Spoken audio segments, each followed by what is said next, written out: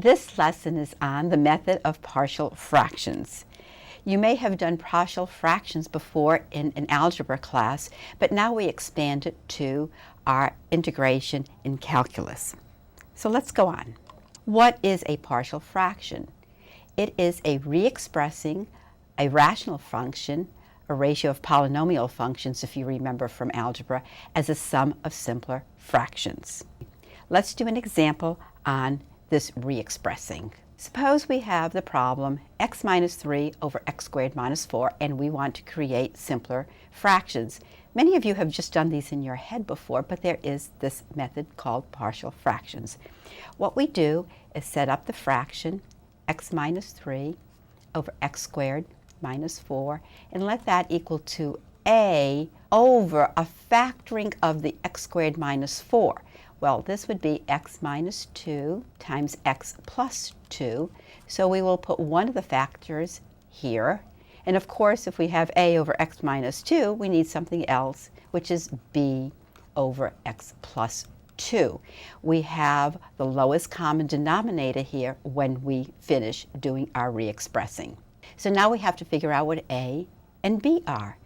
And this is the process we use. We do x minus 3 is equal to, put the lowest common denominator of x minus 2 times x plus 2, which means x plus 2 multiplies a, so we have a times x plus 2, plus the b of x minus 2. We substitute in whatever makes this factor 0, and then we substitute in whatever makes that factor 0. So let's make x equal to negative 2. If we put a negative 2 in. Before we look at how to show fractions on number lines, let's review what a fraction is. You know how to count 0, 1, 2, 3, 4, and so on. But what if you have an amount in between 0 and 1, like this? This is 2/3 of a pie. There are 2 slices left. That number becomes the numerator. That's the number on top. The pie was divided into 3 slices total. 1, 2, 3. This number becomes the denominator, the number on the bottom. 2 out of 3 slices are remaining. That is 2/3 of a pie. How much is 2/3 of a pie? It's more than 0. 0 means nothing, no pie at all. So we definitely have more than that. It's also less than 1. 1 means a full pie. We don't have that much. We have an amount that's in between 0 and 1. Now, let's learn how to write fractions on a number line. Since we just talked about 2/3 of a pie, let's use 2/3 as our first fraction. Here's a number line that goes from 0 to 1. Where does 2/3 belong? Well, 2/3 means that if you divided something whole into 3 pieces, you'd have 2 of those pieces. So let's start by dividing 1 into 3 pieces. These are thirds. Now let's count. 0, 1/3, 2/3, 1. Or we could say 3/3. 3/3 and 1 are the same number. So to show 2/3 on a number line, we put a dot right here. Notice that it's closer to 1 than it is to 0. Let's ask ourselves, does this make sense? Well, when we have 2/3 of a pie, that's closer to being a full pie than an empty pie, right? Okay, let's look at some other fractions. How about 1/2? 1/2 means we have 1 out of 2 pieces. Let's start with an empty number line again, going from 0 to 1. Let's divide it into 2 even pieces. 0, 1/2, 1, also known as 2 halves. Here's the location of 1/2. How about a harder one? Let's draw 7/10. Here's our number line again. If we divide it into 10 even pieces, it looks like this. Let's label each tenth. And here's the location of 7/10, right here. There's a common mistake when creating number lines, and let's see what that is. Let's say we want to show fourths.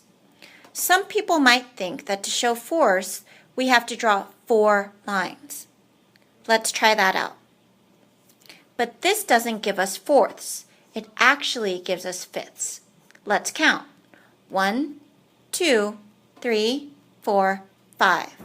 To divide into fourths, we only need to draw 3 even lines. Here are our 3 lines, and now we can count 4 segments. Let's do one last problem. This time, we're going to start with the number line that goes from 0 to 2. How would we show 4/5? First of all, remember that 4/5 is between 0 and 1, so it's going to be in this part of the number line. So, let's divide this part of the number line into fifths. Now, counting from 0, we have 0, 1/5, 2/5, 3/5, 4/5. 4/5.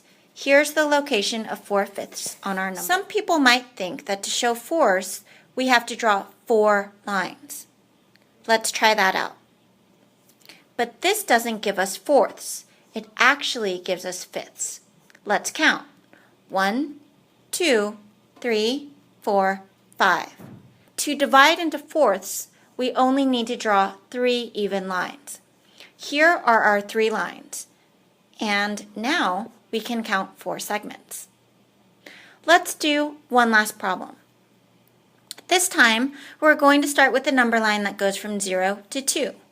How would we show 4/5? First of all, remember that 4/5 is between 0 and 1, so it's going to be in this part of the number line.